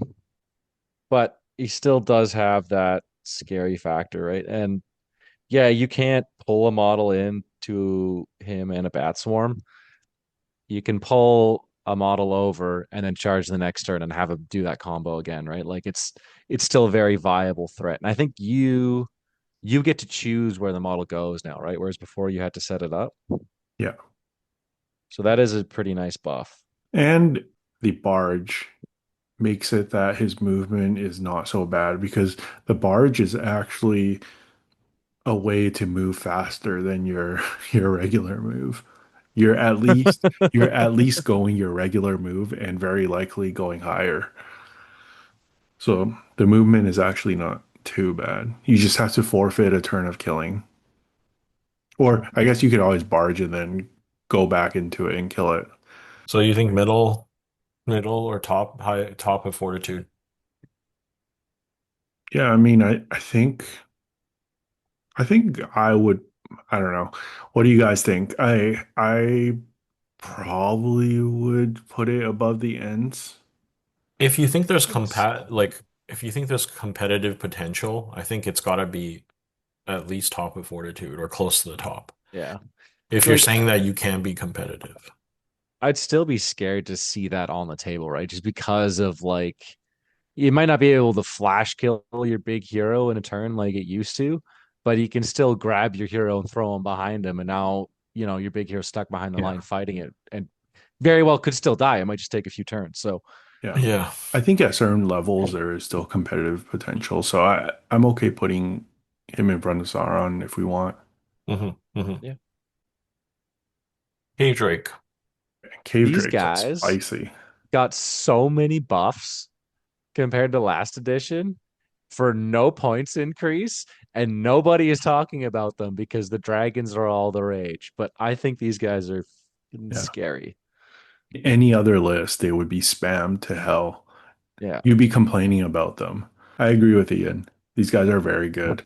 150 points, sevens across the board in fight value strength defense. The big ones is 4 attacks with monstrous charge and 6 wounds. That is crazy. And Yeah. and he still has a point of might, right? Yeah. And No survival instinct. no survival instinct. And unlike many of the evil monsters that we've covered, it does have resistance to magic and 3 will. So Yeah. And it has limited fearless with the eggs. yeah, it just has a lot of rules, right? As mountain Yeah. dweller, so you're running over rocky terrain, like dominant four, cave dweller. It's just one of those profiles where you're like, oh, he has this. He has heroic defense as well. For that one turn, you just save your might. Like the amount of dice you have on the attack is really good. Barging with these guys is great. Their move 8. Yeah. I don't know. Can't stop like naming off what they got because they got so many things. It's pretty good for an unnamed monster here with only one might. Would this be crazy to say it's above Beorn? 50 points less, same movement, 5 attacks on the charge, monstrous charge as well. Um, Because the main thing we were arguing is like 5 beyond the attacks is monstrous really charge, it's got the monstrous charge. good. Yeah, the 5 attacks is really good, but it's got less might and it's got a way bigger base. It's still so maneuverable. I don't know. I think it's either above or below Bjorn, to be honest. I think he's that good. Like just Yeah, the amount of stuff you're getting. I could see it up in that area. Yeah. Cave Troll next. Oh, how the mighty have fallen. I don't think I've played one this edition yet. Yeah, because it's bad now. One of them being the increase in base size, right? That's one of the big ones, big nerfs. I mean, it got Dom 3, but yeah, everything else is about the same. Uh, Hammers, Intelligence 9 plus, like the hurls are yeah, never going off for you. yeah. Their I mean, hammers sucks. Their special rule is meh with the spear. yeah. Maybe in like a normal Moria list with Derpers, you might take a couple, but the reason you take multiple monsters together is when one gets in trouble, the other one hurls and knocks the thing over. But at int 9, like it's not gonna happen. From the best troll to the worst troll. So far, maybe. I mean, I think there's potential that we have a worse troll coming up, but Yeah. I think it's definitely worse than the other ones that we reviewed because 15 is it 15 less than a Mordor Troll yeah, and yeah. And it's way worse. 25 less than an Isengard Troll, and we're talking like less stats in every category, pretty much, except for attacks. I think it's fair to put it, would it be below Isengard Troll? I think so. It's still got a smaller base, but Not that much smaller.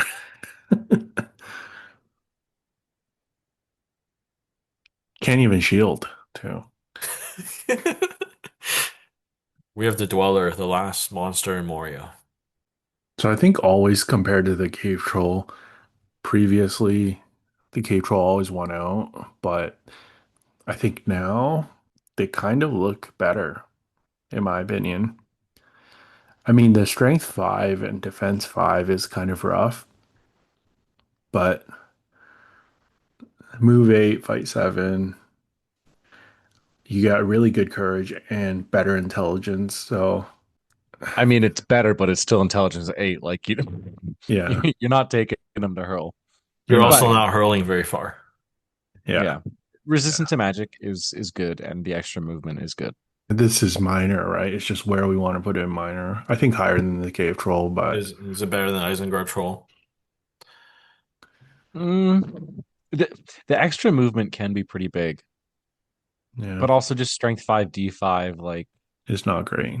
Let's just put it above the Cave Troll. I think you're more likely to take it just because of it's in Moria, but yeah, I don't think it's better. We're just All right. reviewing trash versus garbage, you know? Last place. Last place. Last place. We're on to Angmar now. We have Buhrdur. It's had a glow up. Birders. fight Pretty 7, good. D7 now. It's Yeah. spicy. It's nice. His base also went up, but he got better. But I think getting up to the fight 7 is big for a monster, right? They can confidently fight heroes and at least make them go toe to toe. He has the brutish cunning, which he's getting extra, dual dice against infantry. That's pretty good. Makes him a lot more consistent. And depends on how you want to like view it. It's probably not him in particular, but I'm thinking the army bonus, like ambushing, he can be basically airdrop deployed, like pretty sick. Yeah. But yeah, even if we're not accounting for that rule, right? That's more of an army bonus. Yeah. He's still pretty solid all around. Yeah. I think he's a solid profile by himself, but at the points cost that he's at, and at the points cost that his buddies are at that we're going to talk about next, you're never running into just him. It's him and at least two other hill trolls, maybe three. And that's really hard to deal with. I think if we're comparing him to another troll hero, I think he beats out the Mordor Troll Chieftain. Yeah. Maybe, I don't know, maybe you can make an argument against the Blackgate Chieftain, but the standard Chieftain for sure, he's better.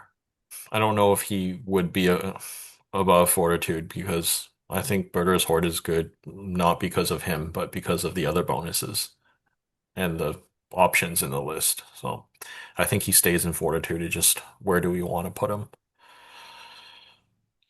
Efficiency wise, do we put him above Sauron? Because I do agree he's probably above the Mordor Troll Chief, Mhm. being 20 points less. More utility. Yeah. You just put him slightly above the troll, and then Maybe above Sauron. See, I think he might be above Sauron. above Sauron. Because he's 130? Yeah. Yeah. Yeah. Sauron's 400. Yeah. It's expensive piece of jewelry. Mm-hmm. Now we have the generic hill trolls. Crazy. Same cost as the cave trolls. Better in every way. Yeah, it's wild. The same cost as a fledgling too. Yeah. 7+ intelligence. But the biggest thing is you're re-rolling a duel, or you get an extra D6 for a dual roll against infantry. Non-monster infantry, but I mean that is probably 90% of the time anyway. Yeah.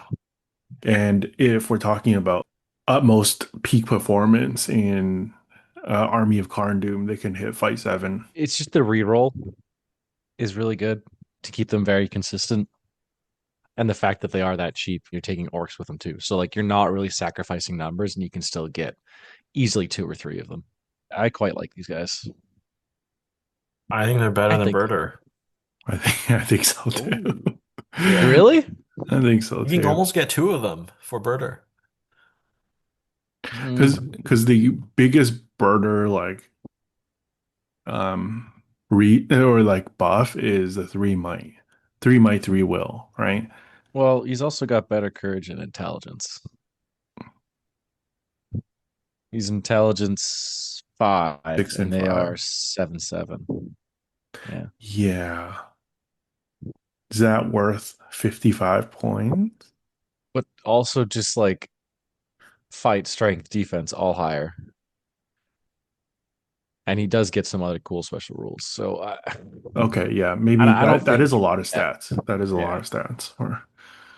like it is a lot of points, but I think it's worth the points that you pay.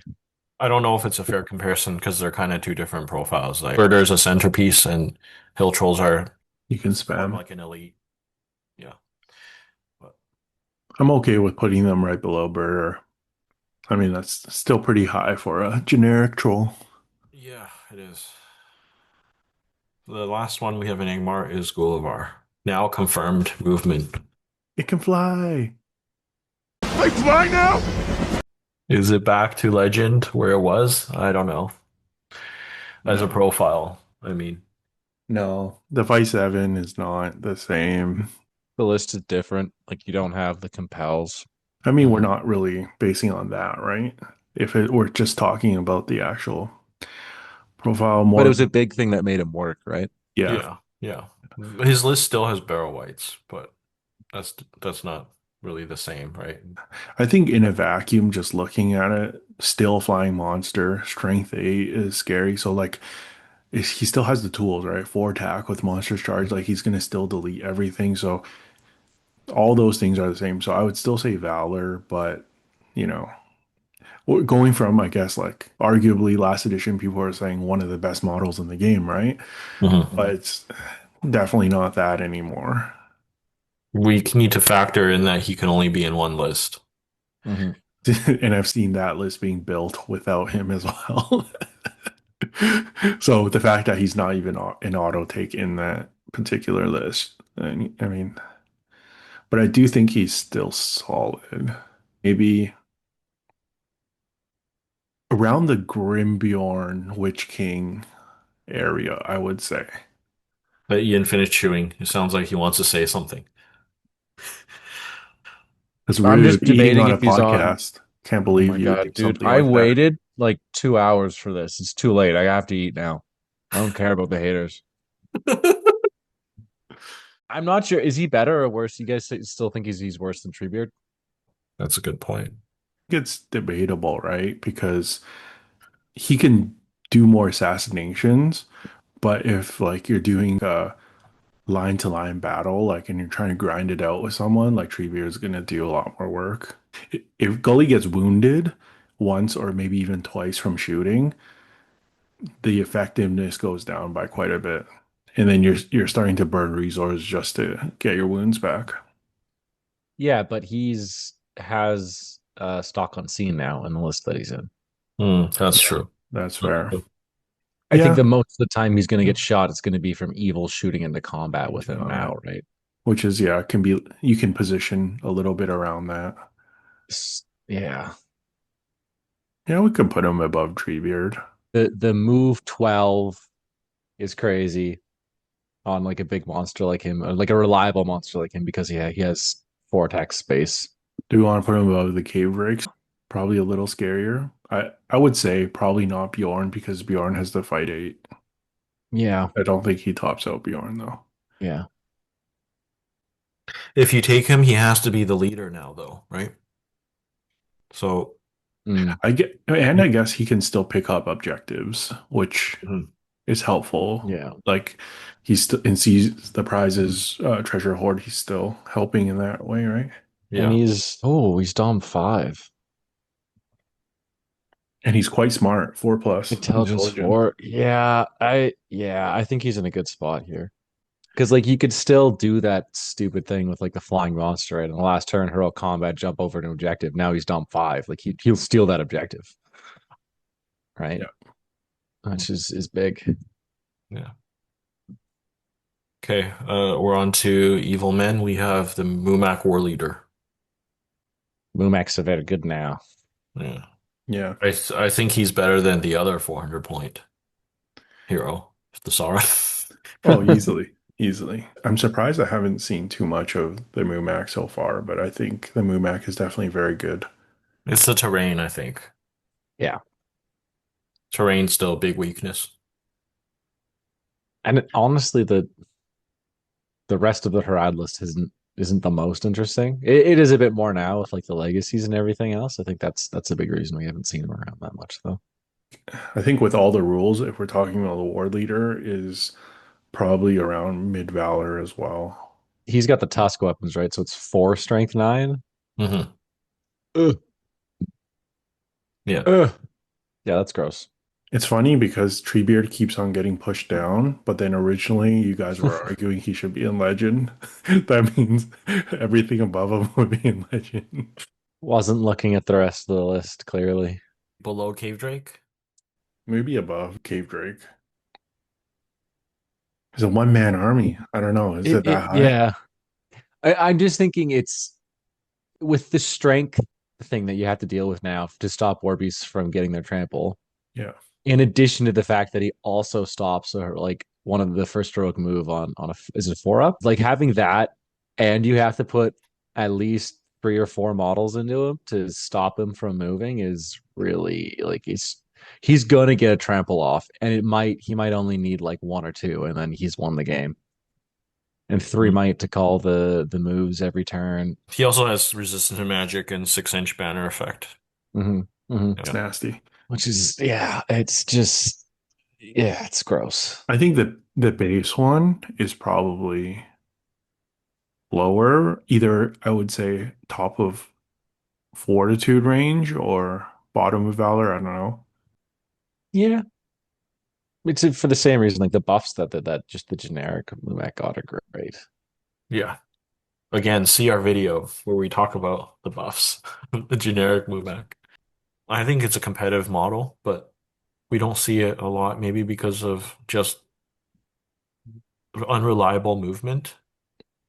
It's much cheaper, right? It used to be 275. 250 now. It's 250. Yeah, it's 250, yeah. That's pretty good. Yeah. That's not that expensive. Yeah, for Dom 10 model. Yeah, I You mean, can he's still going still, to get close to 400 with the upgrades, and then like filling up the Howdah, he's going to be around 400. But but you could still that's have like a legitimate army surrounding him, Parad army, hmm right? yeah, with the rad guys, like it's not hard to fill up the numbers there. So what? Top of Fortitude, maybe? Yeah, I'm good with that. Oh, All right, Spider Queen. Spooder Queen. So sad. Still Sometimes great. I forget about this profile. Yeah, I haven't played. It's just RIP the Alliance Matrix. Yeah, rest in peace. But I guess in a vacuum, she's still good. Her broodlings, it's a little harder to activate, but she also got a couple rules where she can cancel her heroic move or and get the might back. And also, like if she's wounded, she can on a 3+ grab a friendly spider and save the wound, which is really Well, good that's considering that she has no fate. isn't that? Yeah. Oh, that's just in the her It's If you list in play it in specifically, her right? army instead of Yeah. Fellbeings, yeah. But it's just Yeah. that one in Fellbeings that she can be played in. Yeah. I think it's still is just as solid as she used to be in Fell Beings, really.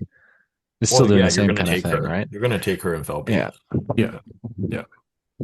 Like a little bit worse, just because, like you said, the broodlings, and maybe just Yeah. because You can't inherently, like throw them out the same turn and make Mhm. them cross the map. which is good. That was stupid, Yeah. but they're still very good. Like there's still some shenanigans you can do with that. She can still like just absolutely kill a bunch of heroes very easily. Yeah, only went up by 5 points, and she was probably undercosted before. So Yeah. I would still rate her pretty highly, I think. I'm reading the list. Friendly models gain the hatred elf, so she gets +1 to wound against elves. Oh my god. That's pretty good. 6 But attacks, rerolling fails, +1 to wound. I still think she's probably like in a vacuum, her profile's better in her own legion though, where she can pick up objective Yeah. pieces as well, right? Yeah. Yeah. So yeah. But, well, see, it's funny you say she's better in that list, but I think overall the Fell Beings is better. obviously, Mhm. yeah, it's an actual Mhm. army. But she was in Legend last edition. Yeah, I I don't know if I would put her in Legend, but I think she hasn't dropped that much. yeah, I think she's a Valor It's- somewhere.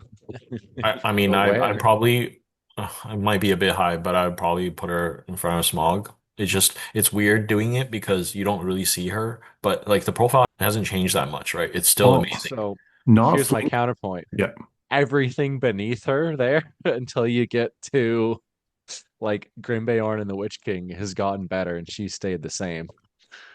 well, I would argue as well the not throwing out the broodlings at the same turn and broodlings picking up objectives and stuff is like kind of busted.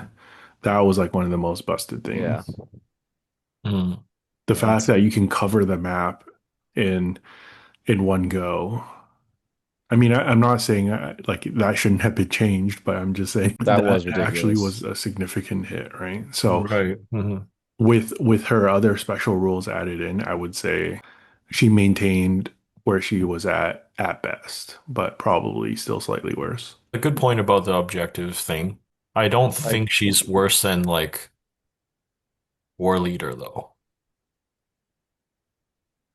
She was probably still more flexible than War Leader, right? Like 120 points. War Yeah. Leader goalie, yeah. Like around there.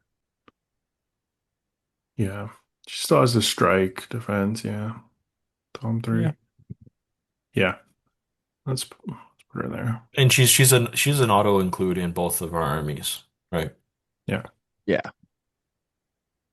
Okay, we have our only War of the Rohirrim edition. We have the Snow Troll trio. Technically 0 points. Is Technically that how a you free price one. that one out? Yeah, well, you buy Shank and Rot, Well, if and we're he's a free just war looking gear. at a troll and he's 0 points, then he's the best. He should be auto legend then, right? This is basically free. Free model. Free monster.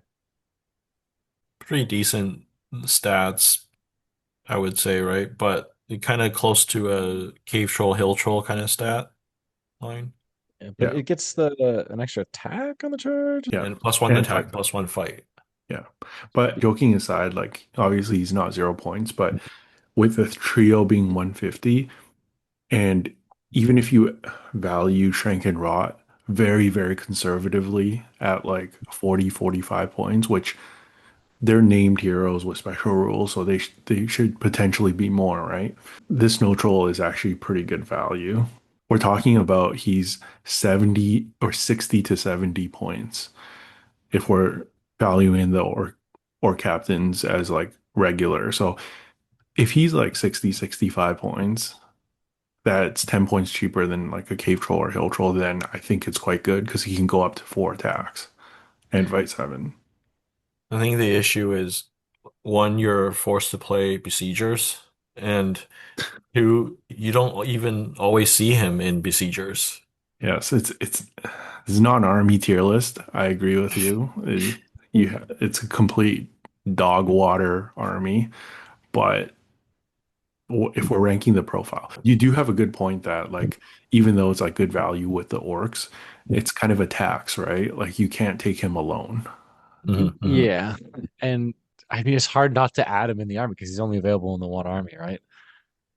And it only has negatives in the army. Like you can't. There's nobody else is in the warband. They don't listen to each other's heroics. Like it's hard to like take him out of its context that it's in, right? That's true. It's a fine profile. I don't think it really sits much above the other generic trolls, right, that are unnamed. He Yeah. could potentially, if he's comboing with Shank, he can get rerolls to wound and fearless. Let's compare with the other 150 point options in Fortitude. We have Troll Chieftain and the two end heroes. I'd happily Yeah. put him in Fortitude. I just think he's probably at the bottom. That's probably fair. I think I would rank him a bit higher. I think he would probably, for me, go above Shelob because I think this trio is the best thing about this army. What is that saying about the army? I told you, dog water.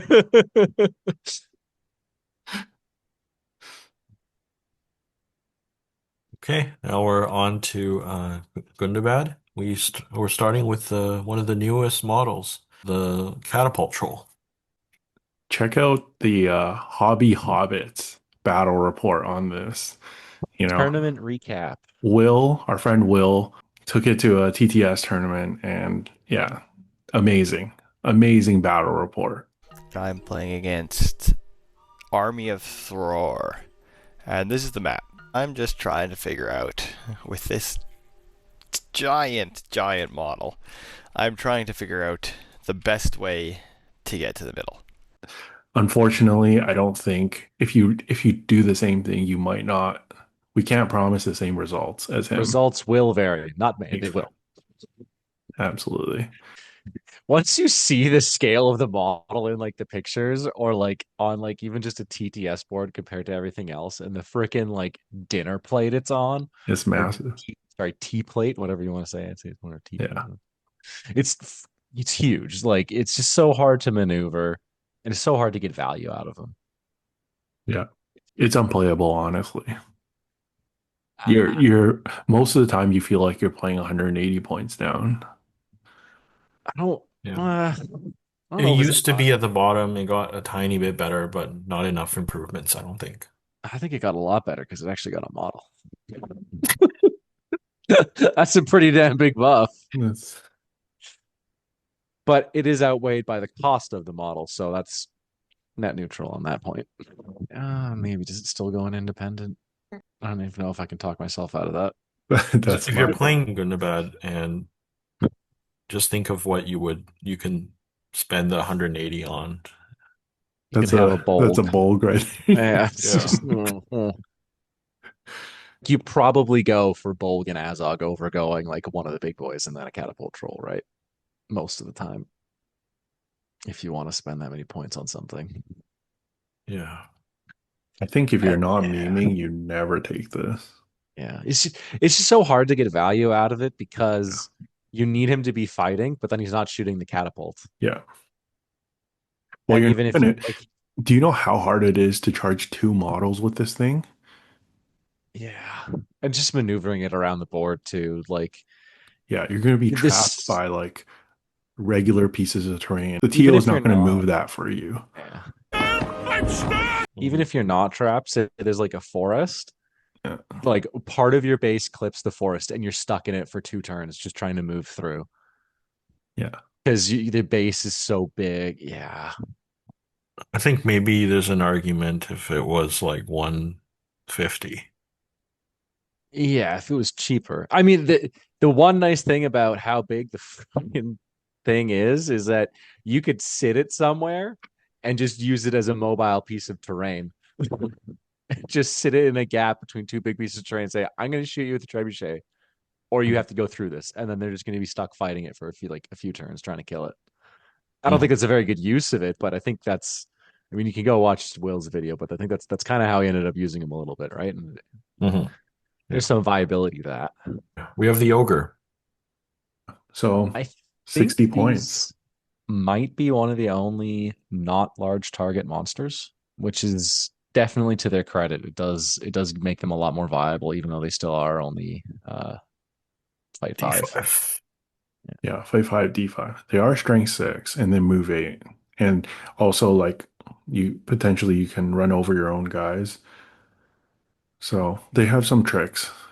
Yeah. The Yeah, I fight think five is a big thing, right? Because you have to win your fights, otherwise you're gonna go down pretty fast. Yeah. that being said, though, they're only 60 points. Yeah. Yeah. Yeah. So like it's the same kind of thing as the hill trolls. Like you never see one of them. You're gonna see 2 or 3 of them. Even Mhm. even though you're in a list with other expensive stuff, you're still gonna see at least 2 of them running around.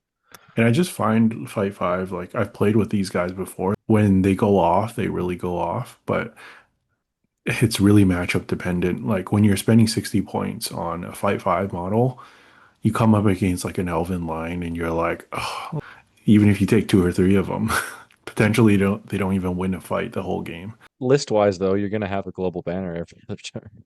Yeah. Yeah. Like they're perfectly playable. I think they're out of all like There. the Yeah. generic like trolley things, I think they're the best. I don't think they're better than Mm. the Hill Troll. No, I think Hill Troll is better. Oh, sorry, I forgot about hill trolls for a second there. Did we wait, where do we put them? Okay, yeah, no, sorry, I was looking at all the other trolls in minor. I don't think it's in minor. It's not. I don't know if it's. I don't think it's a minor, Yeah. but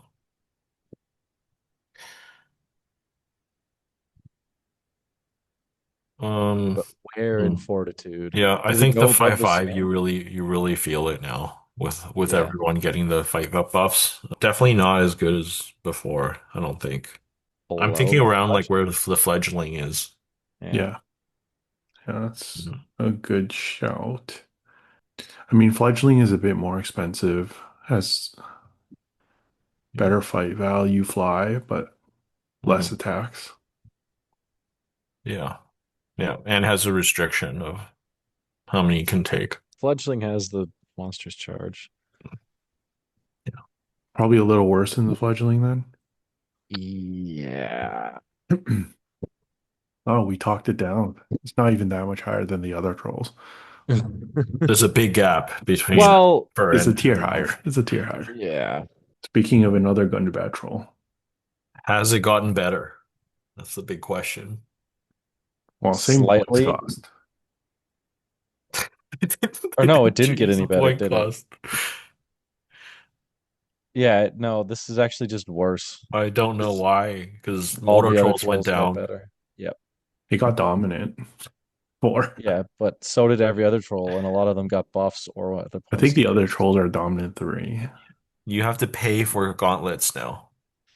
Yeah. But gauntlets are better. Instead of reroll ones, it's 4 attacks. But you have to pay 10 points for 4 attacks. And Yeah, which takes you to what, 130? you have to make it into combat to use the 4 attacks. Which like I think it will, but it's just the 4 attacks is really nice on like a fight 7 model.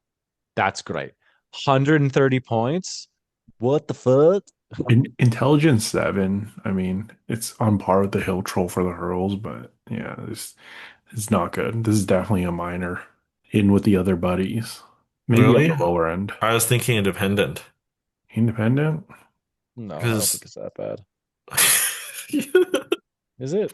well, we all agree the brute is better, but are you gonna like when you can just take another brute? Would there be a point where you're like, maybe I should balance this out with a Gundabad Troll?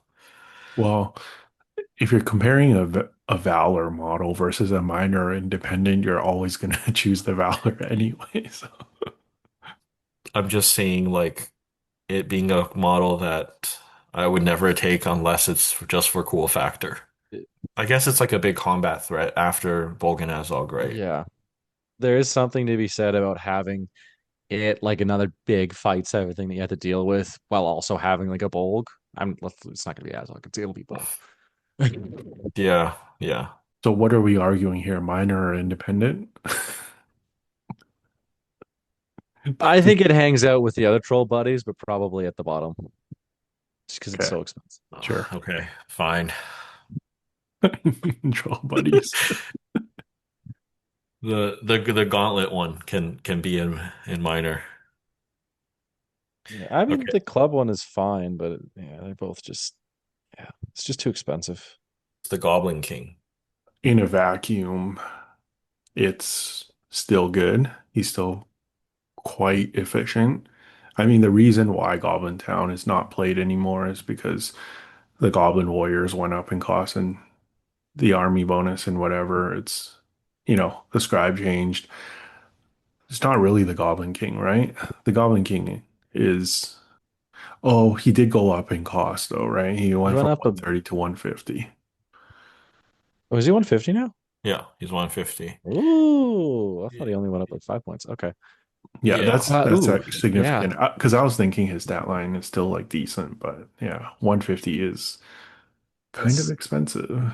I mean, he can get global heroic moves, which is really cool. It's more his like blubbery mass is like potentially infinite fate, and then he is resistant to magic, and he can throw goblins, which is like cheeky, right? Mhm. But his blubbery mask got worse, right? Because it's not, it's just elf weapons that ignore it now. And Oh everything is yeah, elven made now and elf. elf bows, yeah, Yeah, even yeah, the bows too. Yeah. So he is quite a bit more vulnerable than he used to be. In the army, he also has rules where he can sing songs. So each one gives a different buff. If you want to take those into account, he did gain like more support oh yeah. Like he kind can of be like rules. a banner effect, right? He can be a terror bubble. Well, Yeah, he can have goblins around him be terror, and then also like the wound save on a 6 and yeah, reroll ones. yeah. Yeah, there's some potential, but I don't think those rules are probably not worth 20 points. We had him, yeah, we had him in Valor before. I think he's worse. He's not there anymore. And especially, this isn't a direct nerf, but the change to Golem, you can't like have that Combo him. invincible combo anymore, right? Yeah. Yeah. Yeah. Yeah. He went from like an unkillable general to somebody who's very killable. And then just again, Yeah. all the changes to everybody else Yeah. just I got I worse by staying the same. I probably say he's still better than the Ents and maybe the Great Eagle, but probably below the Blackgate Super Chief because they're the same points cost. I guess, yeah. Mm, The raw stats, now that his blubber isn't that good. Yeah. yeah. So are we starting with Bill? Let's start with Bill. Yeah. All The right, the big one. the big one. So So he's fight the 8 fight 8, yeah. is good, but he does not have heroic defense, I think. Yeah. He has strike, three Yeah. one one for Might Will Fate. Strength 7, defense 7, 3 attack, 3 wounds. I mean, the heroic stats are because like they're pretty much never gonna just have the heroic stats that they have. They're pretty much always gonna be 3-3-3. That's fair. Yeah. But I think the biggest thing that matters with these guys is their the base fight value and their heroic actions. Yeah. Their heroic actions that they have available to them, because you want the versatility to defense or strike, and not all of them have defense and strike, or not all of some of them only have like one or the other. So they do have weaknesses in how you can fight them. The stuff them in bags thing is crazy good though. Just Yeah. auto paralyzed, that's killer. These guys are a bit hard to rank because technically they could have everything, but at the same time, it's not realistic to rank them on their maxed out profile because, like, when are you ever going to see them at 1,000 points, right? So you can't be like, oh, you can't shoot at them. Oh, they'll have like, 4 attacks on the charge. They'll have whatever. Like, they Mhm. won't have everything, right? But I agree with Ian. We can at least say they're probably likely going to be 3-3-3. But if we're judging them relative to each other, I think it's still good mentioning like the 3-1-1 versus like the other ones, in case you don't take the upgrade. Like let's say it's like a really, really small points value, like 400 point tournament you're taking them to, and you're taking them like no upgrades, right? I think mostly it's just this guy being fight eight. Having played against these guys quite a bit now, that's what makes him like one of the difficulties with dealing with him because um they'll likely take campfire upgrade too. So they're getting consistently 4 dice for the dual roll. Mhm. And if you don't have a fight eight or a chance to go over that, then you're just waiting for them to not get a six. And the thing is, if you don't get a six, these guys are killing, right? So he's a solid profile all around. I think there's some points that you can award them for being so flexible. Like they could technically have like all these things attached to them. Are we gonna rank them all separately? Because I think they all kind of end up in the same You side by can't take them side, any but other way, right? It's all in this yeah. army. Yeah. And I guess it's hard to factor in the special rules because you pay for those special rules. So you're good. Are you going Yeah. to count Bill at 150 points or a 250 point Bill, right? Yeah.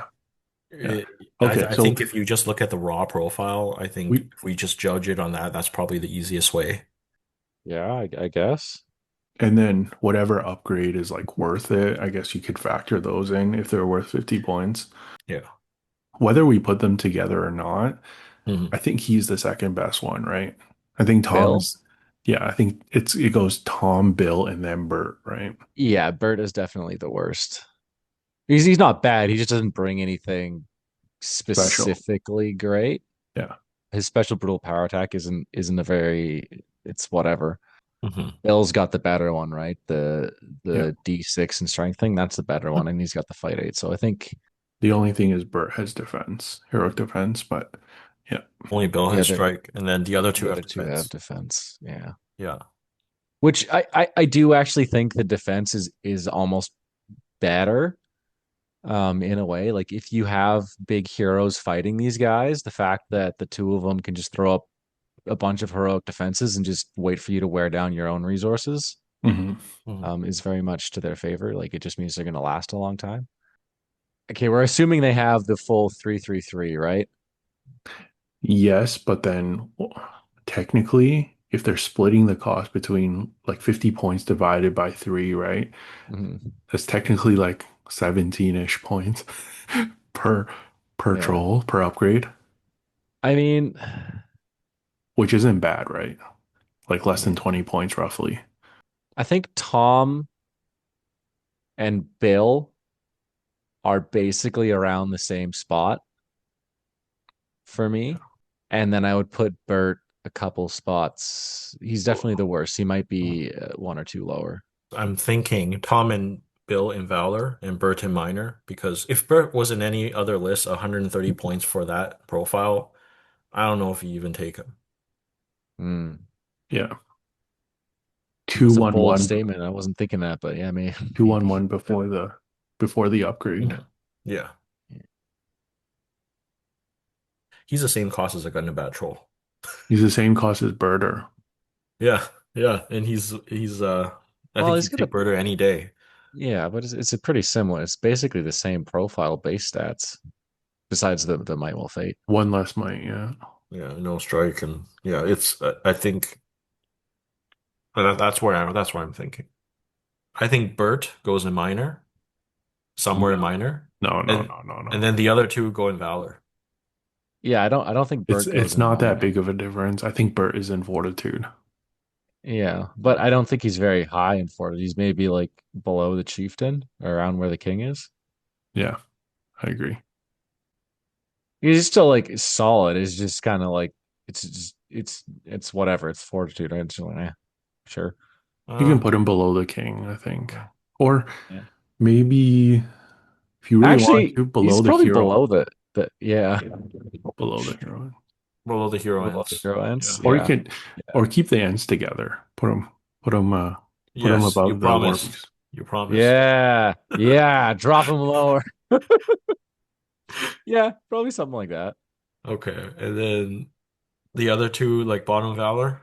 I think Bill is probably very bottom of Valor because he doesn't have special rules. He's just the stat line, like a good Well, stat he line. does have The that paralyzed really thing, right? good. Well, no, he's got the paralyzed, but he also has the mince and fine thing where you compare strength and then roll a d3. Oh, yeah. So Mm. you can pretty much automatically guarantee doing 3 wounds to something or more if the dice rolls goes your way, which is like that's a really good brutal power attack. And it's just a model, like it doesn't have to be an infantry or non-hero, it just says model. I still think he's probably there though. Yeah. Yeah, yeah. I don't think he pips up much above now. Does where does Tom go? The sneezing is really good. Sneezing. He has worse courage and intelligence than the other two. He still has fight seven, right? He can still fight. Yeah, Yeah, he's it's really annoying. but it's just that his the lower strength sucks. The lower defense is the big thing. Being wounded on fives by just generic heroes with no bonuses is not great for him. Mm. So Yeah. he's relying on the heroic defense to live. Yeah. He's And he's And either got like one might. being told is only 3 times a game. I would say either below or above the Witch King. Because the issue is you can't really throw a hero into him one on one. Yeah. The sneezing But is disgusting. yeah, but he's still only D6. Like if you have strength 4 troops, he can biff a fight and just die. But if you throw troops at him, you risk him winning the fight and then does his brutal power attack, right? Strength six on every model. Yeah, the squash him to jelly is really good. Yeah. That's true. So I think maybe below Yeah. Witch King. Okay. Okay. I forgot about the brutal power attack. Okay. Yeah. Shout out to our awesome Patreon community. Check out Patreon for more details, which includes extra perks like extra content and custom dice. I also want to shout out our sponsors. Check out the Baron of Dice website for a wide range of dice, including for Middle Earth. And check out the Mithril Brush painting contest dedicated to Middle Earth. We're doing a giveaway for all patrons who've entered by the end of the year. Links in the description below. So this has been our tier list of all the monster profiles. Please let us know what you think, and thank you all for watching. We'll see you next time.